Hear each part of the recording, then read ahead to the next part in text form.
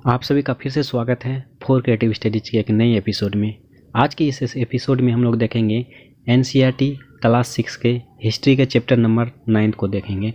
इससे पहले हम लोग चैप्टर नंबर 1 से 8 तक सिंपल वे से बेहतरीन तरीके से देख चुके हैं और आप सभी को पता ही होगा कि इसका एक प्लेलिस्ट बना दिया गया है।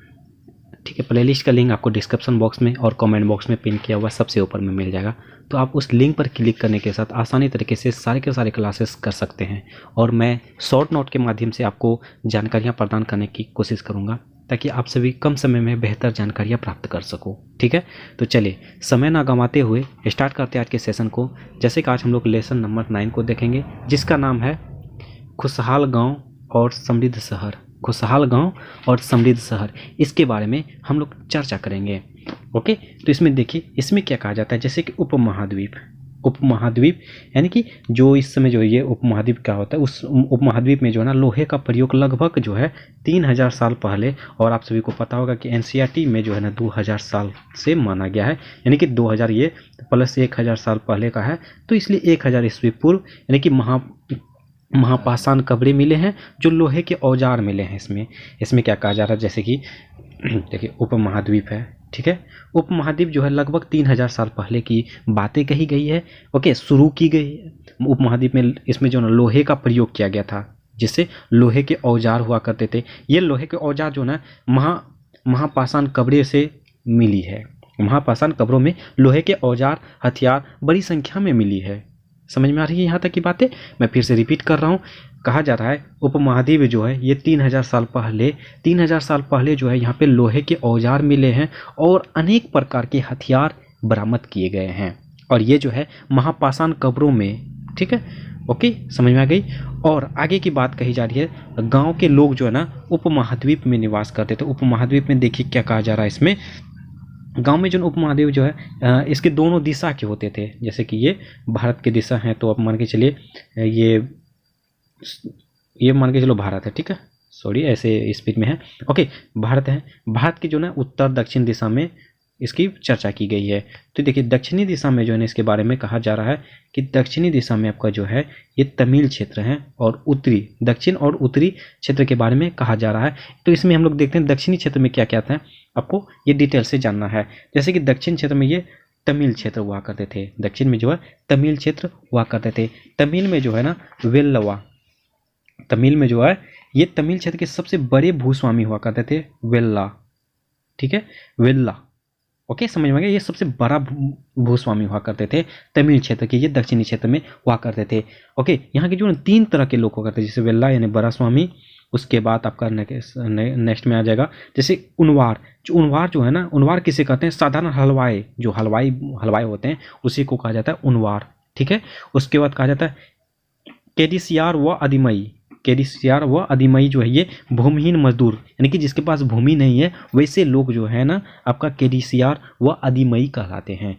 तो ये आपके जो है ना दक्षिणी क्षेत्र यानी कि तमिल क्षेत्रों में मिलते हैं। तो आप इस तरह से शॉर्ट नोट्स तैयार करना, और मैं आप सबको ये सजेशन दूंगा कि जैसे ही आप एनसीईआरटी की पुस्तक ले लो, पुस्तक का पूरा डिटेल से कहानी पढ़ो। कहानी पढ़ने के बाद जो है आप मेरे जो लेक्चर सुन रहे हो ये आपके लिए बेनिफिट होगा, और इस तरह से आप जो शॉर्ट नोट्स बना के कम समय में रिविजन कर पाओगे। और आप सबको मैं फिर से बता दे रहा हूँ, एनसीईआरटी बहुत ही ज़्यादा मतलब कि महत्वपूर्ण योगदान निभाती है, चाहे कोई भी एग्जाम्स हो। आप स्टेट पीसीएस की तैयारी कर रहे हो, यूपीएससी की तैयारी कर रहे हो। मैं यूपीएससी की चर्चा करूँ तो सिर्फ यूपीएससी के जो अब तक के एग्जाम में जो है ना लगभग 1992 से आज तक के एग्जाम में जो है ना सिर्फ एनसीईआरटी के क्लास 6 का ओनली हिस्ट्री सब्जेक्ट का मैं बता रहा हूँ, जिस सब्जेक्ट का भी क्लासेस चल रही है, ओनली 6 का हिस्ट्री सब्जेक्ट से टोटल 17 यानी कि 17 क्वेश्चन आए हुए हैं। 17 क्वेश्चन 1992 से आज तक में लगभग 28 यानी कि 28 सालों में लगभग 17 क्वेश्चन देखने को मिली है। देखा जाए तो एक साल पे आपको ये क्वेश्चन देखने को मिली है, जो बहुत बड़ी बात है। यूपीएससी जैसे एग्जामों में आपका एनसीईआरटी की पुस्तक से क्वेश्चंस पूछना बहुत बड़ी बात है। और आप सबको पता होगी कि सारे के सारे क्वेश्चंस लगभग इसी से पूछे जाते हैं। मैंने सिर्फ क्लास 6 के हिस्ट्री सब्जेक्ट का बताया है, और ऐसे ऐसे तो एनसीईआरटी के हिस्ट्री के 7 के 8 के 9 के 10th के हैं, मतलब कि इसी से पूछे जाते हैं क्वेश्चन। आपको बिलीव नहीं है तो मैं हर एक चैप्टर में बताता जाता हूँ कि कौन कौन से चैप्टर से किस टाइप से क्वेश्चन पूछे गए हैं और कौन कौन से ईयर में पूछे गए हैं। ठीक है, तो चलिए ये रही बातें। उसके बाद कहा जाता है तमिल क्षेत्र में जो ना ये बेल्लवा जो है भरास्वामी होता है। उसके बाद वन्नार, जो वन्नार किसे कहते हैं, साधारण हलवाई को कहते हैं। उसके बाद केडिसियार, वो अधिमाई जो भूमिहीन मजदूर होते हैं यानी कि दास होते हैं, उसको कहा जाता है। ये सब चीज़ें जो है ना कहाँ पे उल्लेख किया गया है, संगम साहित्य में उल्लेख किया गया है। ये सब जो है ना संगम साहित्य में इसका वर्णन देखने को हमें मिल जाएगी। समझ में आ गई बातें। उसके बाद हम लोग देखते हैं दक्षिणी उत्तरी क्षेत्र में।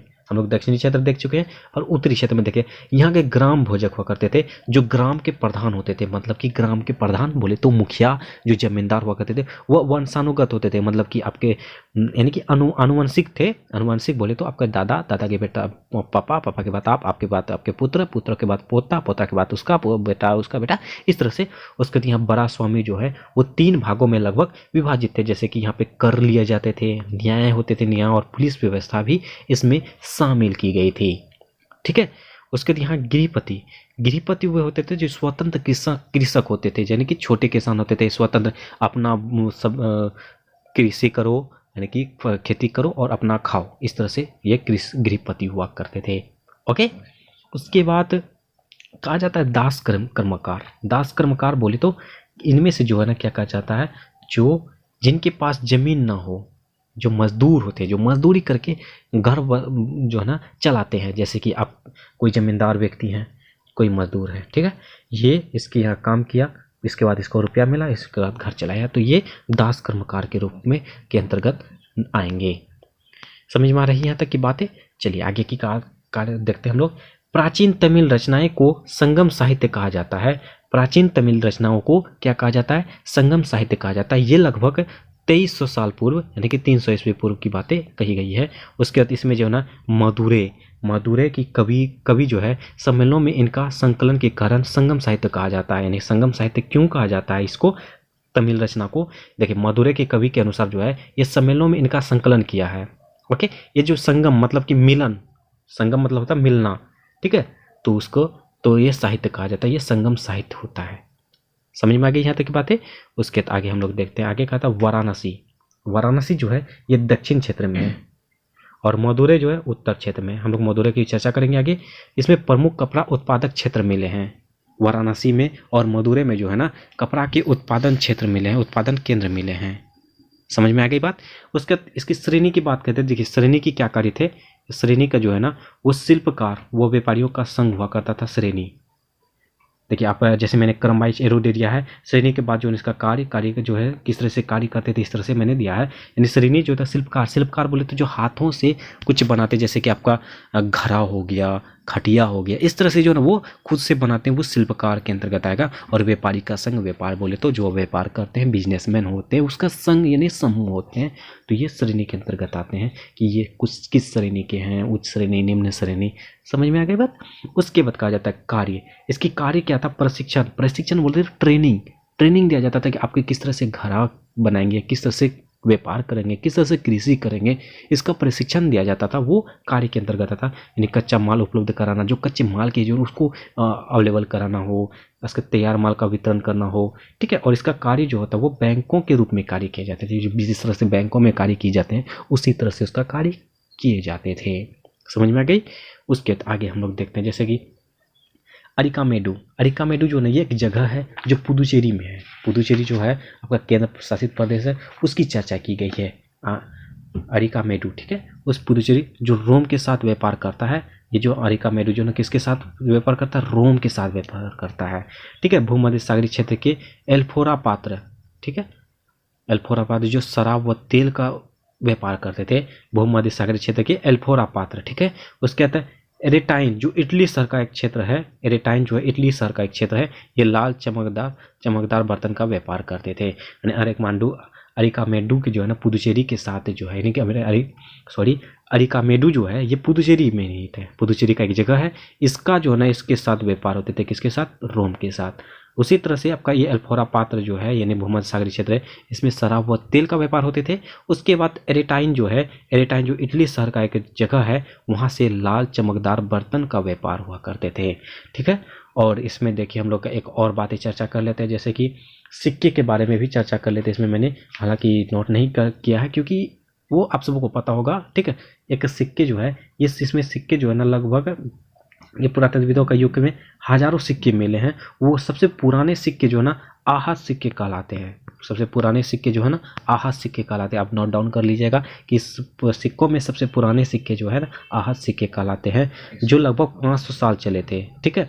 उसके बाद चांदी या सोने के सिक्के विभिन्न आकृतियों के आकार बने होते हैं, जो कारण जो आहत सिक्के कहा जाता है, ठीक है। ये चांदी और सोने का भी मिलकर बना हो सकता है, इसलिए इसको आहत सिक्के कहा गया है, ठीक है। यहाँ तक की बात समझ में आ गई। अब हम लोग अगला स्टेप देखते हैं, क्या है अगला। देखिए मथुरा के बारे में चर्चा करते हैं। मथुरा में जो ये 2500 साल पहले महत्वपूर्ण नगर था। ये 2500 साल पहले बदले थे, 500 ईस्वी पूर्व जो है ना ये महत्वपूर्ण एक नगर हुआ करता था मथुरा। आप सभी नाम सुने होंगे मथुरा, ठीक है। तो ये यहाँ जो ना यातायात और व्यापार के लिए 2 मुख्य रास्ते स्थित थे, उत्तर से पश्चिम से पूर्व, ठीक है। उत्तर पश्चिम से पूर्व की ओर जो है ये मथुरा जो है व्यापार करने के लिए, यातायात करने के लिए, इसके लिए एक रास्ता हुआ करते थे। ये महत्वपूर्ण नगर हुआ करते थे। आ गई समझ में।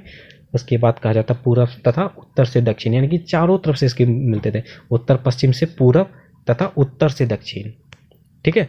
उसके बाद यहाँ पर से किलेबंदी किए हुए थे। किलेबंदी मतलब कि जैसे कि आपका जैसे ये मथुरा है, ठीक है, इसको चारों तरफ से घेर दिया गया है इसकी सुरक्षा के लिए, तो किलेबंदी हो गया। इसमें और अनेक प्रकार के मंदिर देखने को मिले हैं, ठीक है। तो ये यहाँ पे मथुरा में जो है ना किलेबंदी से घिरा गया था। उसके बाद अनेक प्रकार के मंदिरों का साक्ष्य मिले हैं, समझ में आ गई। उसके बाद 2000 साल पहले जो है मथुरा कुषाणों की दूसरी राजधानी बनी।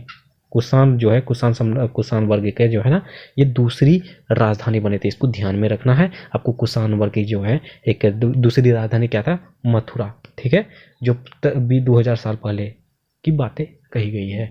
उसके बाद आगे कहा जाता मथुरा धार्मिक केंद्र था और बौद्धिक विहार तथा जैन मंदिर इसमें स्थित थी। उसके कृष्ण भक्ति का एक महत्वपूर्ण केंद्र भी था मथुरा में।